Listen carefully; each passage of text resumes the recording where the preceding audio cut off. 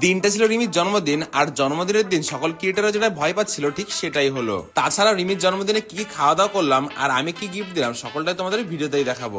আমি totally confuse ছিলাম জন্মদিনে কি পরে যাব। সাধারণত এই জামা প্যান্ট পরার সময় আমার ম্যাডাম যে আমাকে হেল্প করে যে এটা না এটা পরে যাও, কিন্তু কি আজকে আমার ম্যাডামদের সঙ্গে আমার ঝগড়া হয়েছিল। আর তোমরা তো জানোই ঝগড়া হলে কি হয়, লিটারালি ও আমার কোনো কাজ করে দিতে পারবে না। সো আমি দুটো তিনটে কম্বিনেশন ট্রাই করে আমার মনে হলো যে এই কম্বিনেশনটা বেশ ভালোই লাগছে।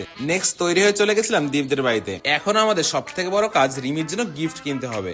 এরপরে দুইজনে প্রথমে বাড়ির থেকে বেরিয়ে চলে এসেছিলাম বনগাঁ একটা গিফট স্টোরে। আমার জীবনের সব থেকে বড় কঠিন কাজ আমার এটাই লাগে, কারোর জন্য গিফট চুজ করা। দোকানটাতে পৌঁছে দেখি বেশ সুন্দর সুন্দর ফটো ফ্রেম রয়েছে, আর ফটো ফ্রেম গুলো দেখে আমার প্রথম দেখাতেই পছন্দ হয়ে গেছিল। প্রত্যেকটা ফটো ফ্রেম ভালো, আর এর মধ্যে দেখিস না আমি এই গিফটটা চুজ করেছিলাম। গিফটটা কেমন লাগছে অবশ্যই কিন্তু কমেন্টে জানি। তবে আমি না জানতাম না যে রিমির আর রিমির শাশুড়ির জন্মদিন একই সঙ্গে, না হলে না আমি দুটো গিফটই নিয়ে আসতাম। As a content creator Soumen রিমির সঙ্গে পরিচয় হওয়ার পরে এই প্রথমবার আমি রিমিদের বাড়িতে যাচ্ছি। সৌমেন তো আগের থেকে আমার সঙ্গে লোকেশন শেয়ার করে রেখেছিল। 1 ঘন্টা 10-20 মিনিটে আমি ওদের বাড়িতে পৌঁছে গেছিলাম। গেটের সামনে দেখো শাশুড়ি বোমার পোস্টার লাগিয়ে রেখেছে। এরপরে সৌমেনের সঙ্গে চলে এসেছিলাম রুমের মধ্যে। রিমির তো বার্থডে লুক একদমই কমপ্লিট। আমি সেই বাড়ির থেকে ভিডিও দেখতে দেখতে আসছি, যেটা করছে ওটা করছে। রিমির বার্থডে লুকের মধ্যে আমার সব থেকে বেশি পছন্দ হয়েছিল চুল বাঁধাটা। এইদিকে দেখো আমি আর অনুরাগ ছাড়া এখনো কোনো ক্রিয়েটার এসে পৌঁছায়নি। এরপরে ঘন্টা খানেকের মধ্যে আস্তে আস্তে সবাই চলে এসেছিল। আর সকলের লেট হওয়ার একটাই কারণ বৃষ্টি। আমরা সকল এটারই ভয় পাচ্ছিলাম। এরপরে সবাই চলে আসলে সবার সঙ্গে আস্তে আস্তে পরিচয় হচ্ছিল, সবার সঙ্গে একে একে কথা বলছিলাম।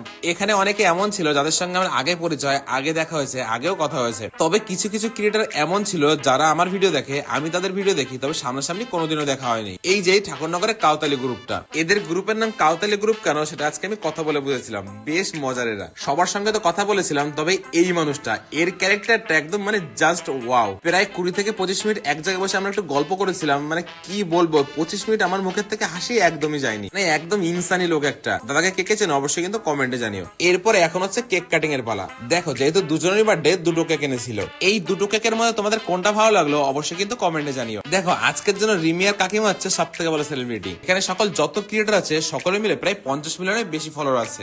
আর প্রত্যেকের ফোনের ক্যামেরা শুধু একটা দিকেই। এরপরে কেক কাটিং হয়ে গেলে আমরা স্ট্যাটাস খেয়েছিলাম।